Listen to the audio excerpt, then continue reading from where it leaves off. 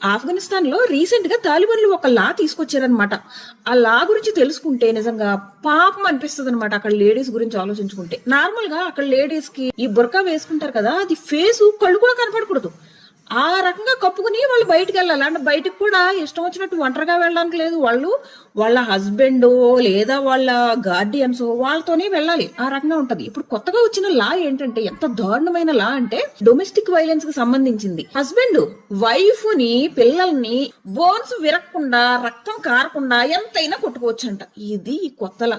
Husband బాది రక్తం వచ్చిందో, బోన్స్ విరిగాయో అనుకోండి, అప్పుడు కూడా వీళ్ళ కోర్టుకి ఒంటరిగా వెళ్ళడానికి ఉండదు. ఎవరో ఒకరు గార్డియన్ తీసుకుని వెళ్ళాలి. లేదంటే వాళ్ళు నీకు ఎలాంటి న్యాయాలు ఏం చేయరు.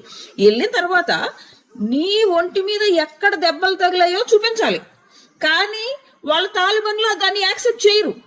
గర్ల్స్ ఫేస్ కళ్ళే కనపడకూడదు అవతల వాళ్ళకి. ఇంకా నీ దెబ్బలు ఎలా చూడనిస్తారు, చూపించనిస్తారు వాళ్ళకి, చూపించనివ్వరు. ఇంకా రెండోది ఏంటంటే, పోనీ ఇంత కష్టపడి ఇన్ని జరిగి దెబ్బలు చూపించి ఆ శిక్ష వేయించడానికి ట్రై చేశారు అనుకో, ఆ శిక్ష ఎన్ని రోజులు అనుకుంటున్నారు? మ్యాక్సిమం 15 days అంట. అది మ్యాక్సిమం 15 days జైల్లో ఉండి వచ్చేస్తాడు. అదే కనుక లేడీస్ జస్ట్ హస్బెండ్ కి చెప్పకుండా ఇంట్లోంచి కనుక ఇంటి గుమ్మం దాటి బయటికి వచ్చి ఏ రిలేటివ్స్ ఇంటికో కానీ వెళ్ళారే అనుకోండి, 3 నెలల శిక్ష వేస్తారంట. అది పోని హస్బెండ్ హింస పెడుతున్నాడు, డొమెస్టిక్ వైలెన్స్ ఆ బాధ భరించలేక ఇల్లు వదిలి బయటకు వెళ్ళామని కూడా రూల్ లేదంట. అలా కూడా వెళ్ళకూడదంట. అంత దారుణమైన స్థితిలో బతుకుతున్నారు అక్కడ లేడీస్. సో దీనిపైన మీ ఒపీనియన్ ఏంటంత ఖచ్చితంగా కామెంట్ చేయండి. మరిన్ని వీడియోస్ కోసం ఫాలో అవ్వడం మర్చిపోకండి. Tata bye by.